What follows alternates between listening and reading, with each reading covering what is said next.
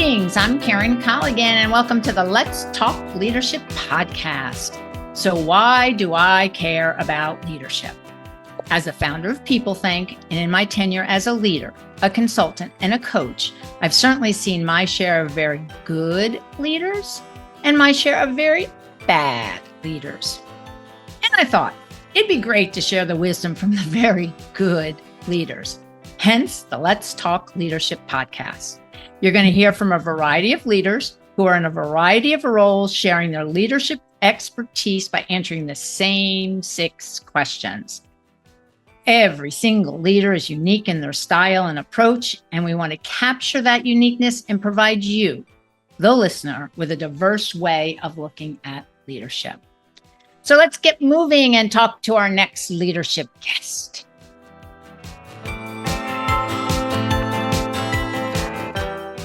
In this episode, I'm thrilled to be speaking to Rob Blasi, who is the Chief People Officer of the Riviera Dining Group. We're going to hear all about Rob's approach to leadership. So Rob, welcome, and thank you for being with us today. Thank you, Karen. I'm pleased and honored to be here. This is really excellent. So thank you for having me. Yeah, happy to have you. We're going to have a great conversation. So Rob, tell us a little bit about who you are, and then give us a snapshot of the Riviera Dining Group before we even start chatting about leadership. Great. Well, thank you, Karen. I've been in the hospitality industry now for well over 30 years. Uh-huh. I started in the operation back in the 80s, and I have been very fortunate to have been in multiple sectors of the hospitality industry. From luxury hotels, I was with Four Seasons and Mandarin Oriental, to working for Continental Airlines, and then moving into the entertainment industry with Madison Square Garden. And I was fell into the restaurant industry with Fig and Olive and TAWK Group, and also my current role, which is with Riviera Dining Group. So I'm very fortunate that I've been in a cross-sectional sectors, if you will, in hospitality. And also during the pandemic, I was in professional services. So I've had the ability to look outside into other areas besides just hospitality, and which is very important because you learn how to pivot when you have to. So that's my background. I'm currently working for Riviera Dining Group, which is a wonderful group. We are based in Miami, Florida. We currently have, soon in a week, we'll be about 1,200 employees, or team members, as we like to call them internally.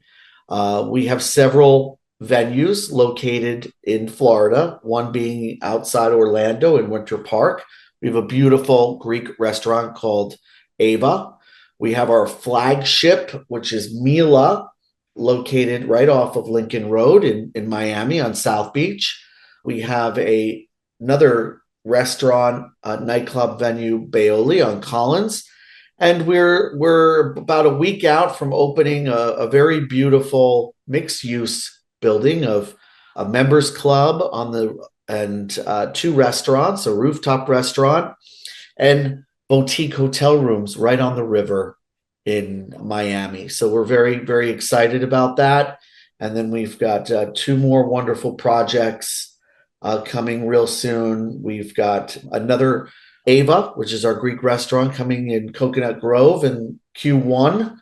And then we also have a very beautiful new French restaurant coming on to Brickell Avenue called Claudie in the fall. So lots going on here at Riviera Dining Group, quite an aggressive expansion.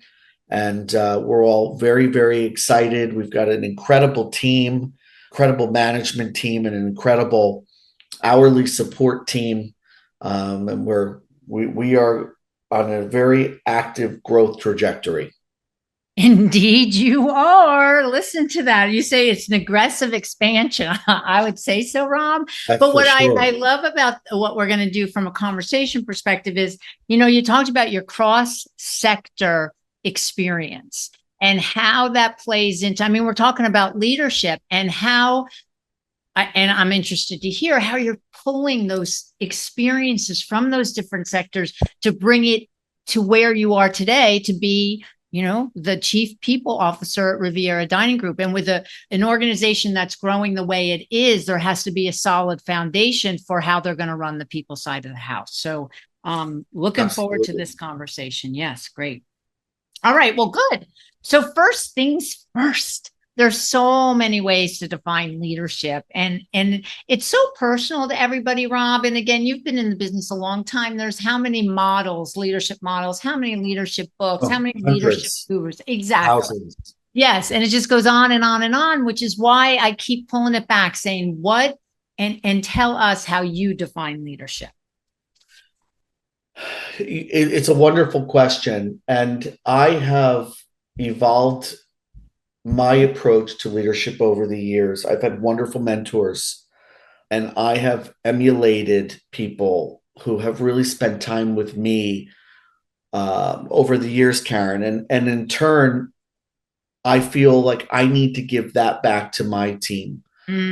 I've had some very large teams, oftentimes in hospitality. They can be greener teams. And I made it, my mission to want to educate. So when I think of leadership, it really impacts different cultures. And it's about inspiring people, motivating people, and oftentimes directing people. Sometimes some people need direction. And ultimately, it comes down to educating people. I want to build people and make people strong so they can move into their next role. And I will say to my team, sometimes you may not see it now, but trust me, down the road, you'll appreciate it, as did I. Sometimes you have to, for lack of a better word, you have to be a lot stronger with people, beat them up a little bit until they become very, very strong. But in the end, it's extremely beneficial, and it allows them to stand on their own 2 feet. When you look at leadership, you've got to be very careful. I quote a very wonderful CEO that I have had, and you don't want to confuse leadership with power. And you have to be very careful that it's not self-serving, that everything that you do is for the betterment of the student body, so to say, the employees. It has to be consistent and fair across the board. So when you lead, consistency is key. And I use that word a lot. I feel very strongly about, consistency and ethics. But, that's really what it comes down to. It comes down to just building people and helping them grow into that next role. And they may not see it right away, but you do emulate people, and you tend to take on a lot of their characteristics, and ultimately you make the decision. There are things that I would do and there are things that I wouldn't do, but you put that in your toolkit and you take it with you. Yeah. I love the whole idea. You say inspiring, motivating, directing, which all leads to educating.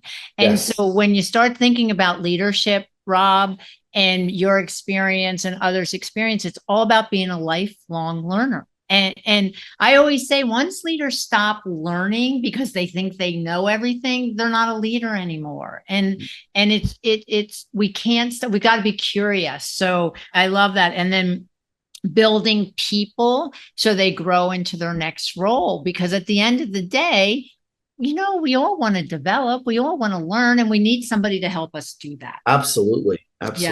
Yeah, love it. Okay, so the next question is about values. And when I think about values, Rob, I really think they're our North Star. It's really kind of how we navigate the world, how we make decisions, and the decisions that are hard, if we make them based on our values, then we'll still be able to sleep at night. So tell me about your 3 top values. If I were to consider 3, and obviously there's so many more that I could reflect on, but I think number 1 is excellence. I want to work for an organization that is providing excellence to our customers, Mm. to our employees. So I think, ensuring that everything that we do is top notch or cutting edge, innovative is so very important, and doing things the best way that we can. Integrity is important to me, Karen. It's probably my mantra. You have to be fair and consistent in HR.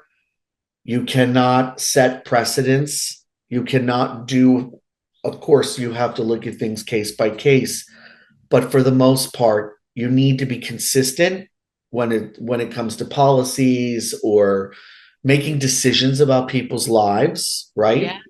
It's so very important that, integrity has to be top of mind, and you have to model that behavior for others. And then finally, I go back to consistency. When you have people learning from you, they have to see the consistency. They have to see that everybody needs to be treated fair and equitable on a case by case basis, of course, right? There are certain nuances that need to be looked into, but consistency is so very important. If you can say that you're ethical and consistent, you can go through this having a beautiful career in HR and not, you don't have to worry about being challenged or anyone saying that you're unfair or you're showing favoritism. And that's the most important thing. You never want that word favoritism to come into play. Yeah. Yeah. And so integrity, consistency. So what's interesting about that in terms of human resources is you're dealing with people and you're dealing with the emotion. I mean, we're all, intellectually, we get it. And sometimes emotionally, we don't get it. Correct. And so if we as an employee, a team member are recognizing that there is consistency, is recognizing that it is based on a set of principles, it might be easier for us to swallow, even though from an emotional perspective, sometimes that gets a little complicated. Absolutely. Absolutely. Yeah. Excellent. Love that too. Okay, great. All right. So the third question, Mr. Rob, what's the best advice you were ever given by a leader? Oh, this is a good one. I love this. I love this question because I still share it. Not that HR is its own kingdom on top of the world, but at the end of the day, when you look at HR versus finance or operations or marketing or sales, HR is held to a different standard. Mm-hmm. And you have confidentiality come into play, and you have so many different things, favoritism, so many different things come into play that you have to be so very careful. And the best advice, Karen, that was given to me was almost 25 years ago. I'm a very social person, as you know. I love to be around people. And someone said to me, Rob, be very, very careful going into HR, because the higher you grow, the lonelier that it can be. And never become too familiar with your staff, in a sense that familiar, socializing with people where, someone might squeeze you for confidential information, or someone tries to become your friend, to get something out of you because they know HR is in the know often, So that was the best advice. Don't be guilty by association. Don't be in the wrong place at the wrong time. Always model behavior that is consistent and ethical. You never want anyone to ever, accuse you of being something that you're not.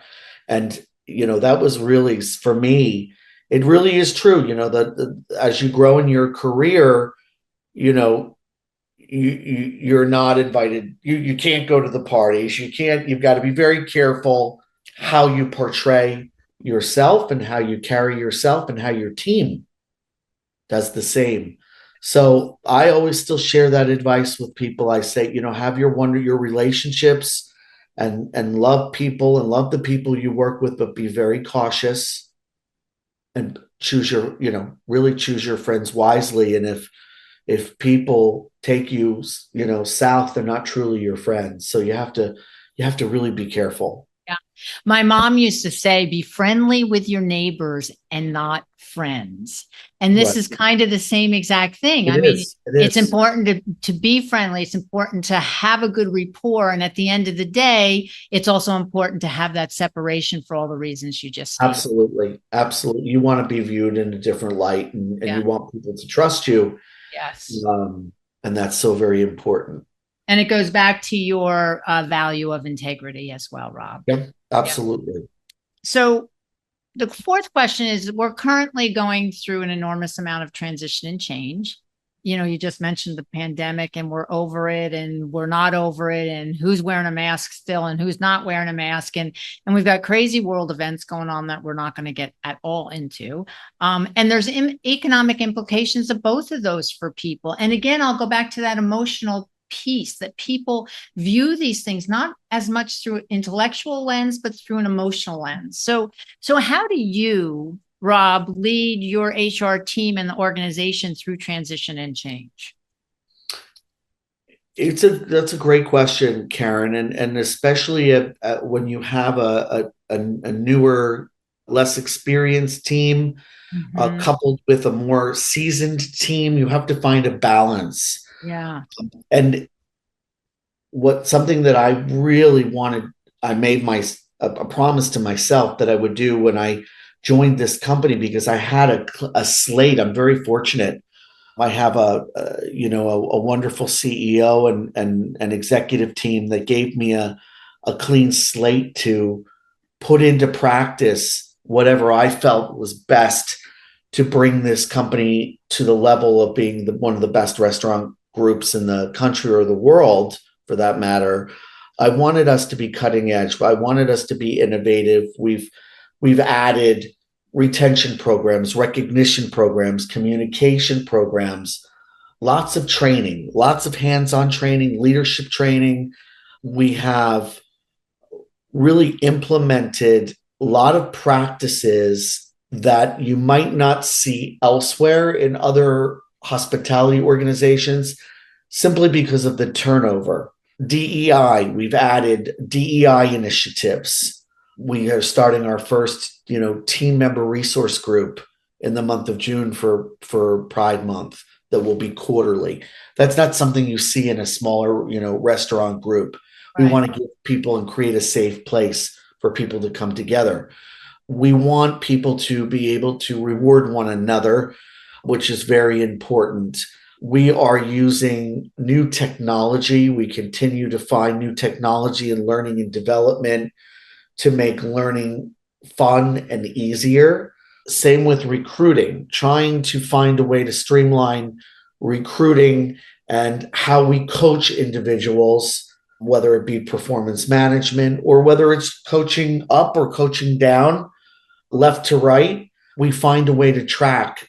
We're finding ways to track all of that so that we can teach to it, so that we can see where are areas that people are falling short and it might compromise their employment with us. We're trying to find ways that we can teach to that so that we can help people get better at what they're doing or improve behaviors.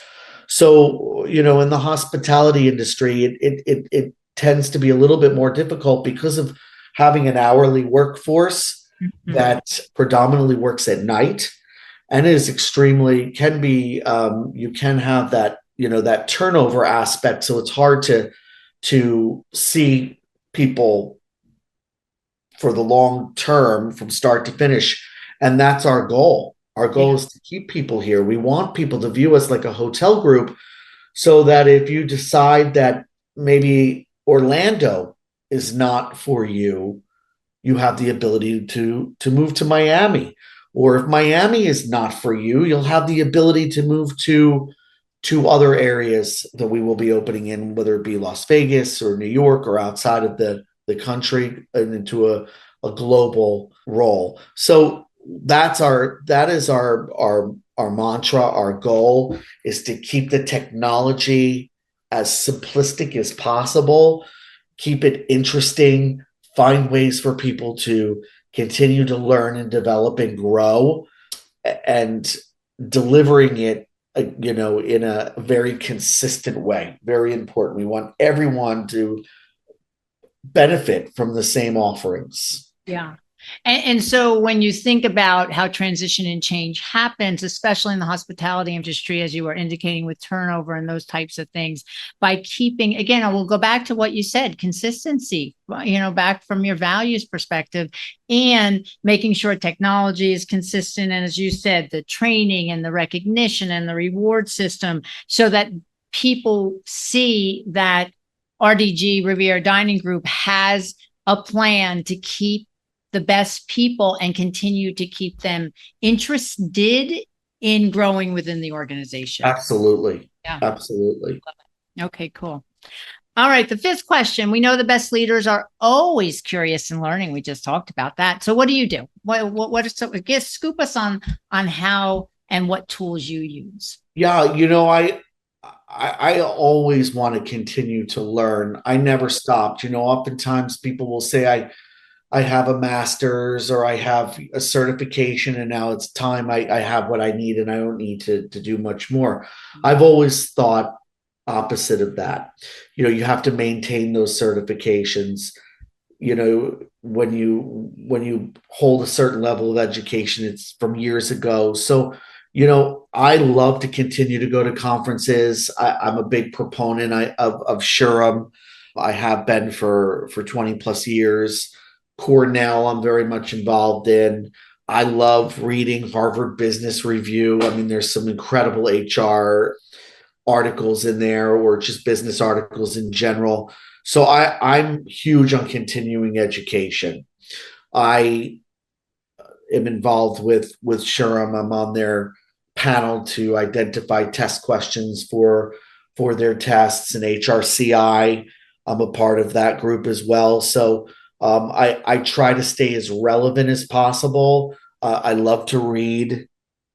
You'll find me on the beach with an HR book. People find that to be very odd, but I like to I like to read. No, I like to stay very much in the know, and it's hard when we're working the hours we're working, and it's it's hard to find time to stay current and relevant, but it's so very important. I push out articles every week to my executive team, my management team, my HR team. I love compliance and laws and the legal world, the employment legal world. I've always loved. So for me, it comes naturally to read these and understand. And I try to stay very much on top of federal laws that are changing, right? With the election year coming up, there's a lot of changes, and you have to stay on top of that. And especially when you have a smaller HR team, if you don't have that huge team where someone's just focusing on compliance all day, that's incumbent upon me to know that. So I love to read, and I try to stay as relevant as possible. Now we have AI, and there's so many different things that allow for that, which makes it much easier. That's where I try to spend some free time. Oh, so free time on the beach. You're not reading People magazine. You're reading Harvard Business Review, HR books, and legal HR issues. Woo! Exactly. I am not very going exciting. To the. Someone has to do it, Karen. Somebody has to do it. Someone has to do it. Right? All right. So the last question.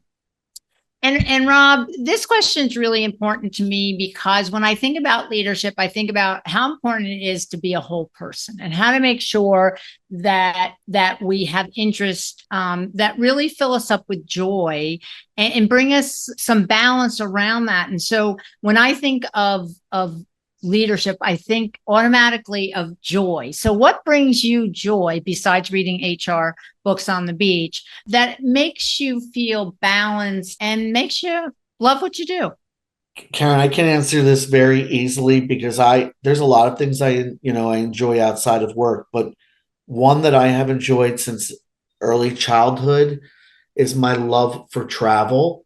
And I love my love for the airline industry. I have always loved it, and I was very fortunate to have been a part of it for almost 10 years. I'm happiest on an airplane. I commute for a living, and people say, "How do you do it? How do you do that every week?" And I love it. I think that when you look forward to something, and of course, there's that occasional storm, and you say to yourself, "Oh boy, Yeah. it's gonna be a long night." But I love the travel industry. I find it fascinating. The airline industry is, to me, the evolution of it is fascinating.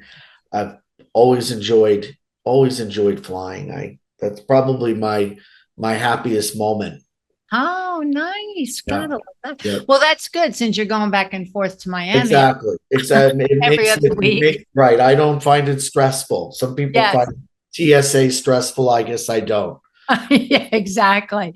No, so you'll be considered the ideal airplane client. They'll be having you all over the place going, "Oh, listen to Rob. Listen to what he has to say about travel." Yeah, that's great. All right. So Rob, thank you. Thank you so much Oh, my for pleasure. everything. My Yeah, pleasure. you Thanks for shared. having me, Karen. It's always so inspiring to hear how different people lead. And like I said, we're all so unique, and it's so important for people to show up with that uniqueness and let everybody, all the listeners know being unique and being yourself and being really clear about leadership is an important element of. Yeah. There's just so many parts of it, right? When you look at EQ and your vision and simplistic communication. Yes. Empathy. There's just so many parts of it. And if you try to unpack them, you don't forget them, you are a healthier leader. But there's just, from empowerment to accountability, there's just so many pieces to the puzzle. Yes. Yes. And as you move up in your career, you tend to put the puzzle becomes a little bit easier to put together. And it's all about helping people, get there. Even if it is lonely or at the top, Rob. Well, it's not so bad. It's not so bad. You just have to have a life outside of your business and HR. Yeah, exactly. Not so bad in hospitality. Other industries, maybe it's not as exciting. Yeah. Thanks again, Rob. I really appreciate it. Oh, my pleasure. For everybody else, thanks for listening. And I'm Karen Colligan, and you've been listening to Rob Blasi, who is the Chief People Officer of the Riviera Dining Group. If this leadership podcast was of interest to you, go to our YouTube channel, People Think SF, and look at all the other distinguished leaders I've had the pleasure of interviewing. And don't forget, go to all your favorite places you listen to podcasts, because it'll be there too. So don't forget to share with your colleagues. Till the next episode of the Let's Talk Leadership podcast, have a good one. And don't forget to keep it real. Editing by Mary Lee Williams. Bye, everybody. Thanks for listening.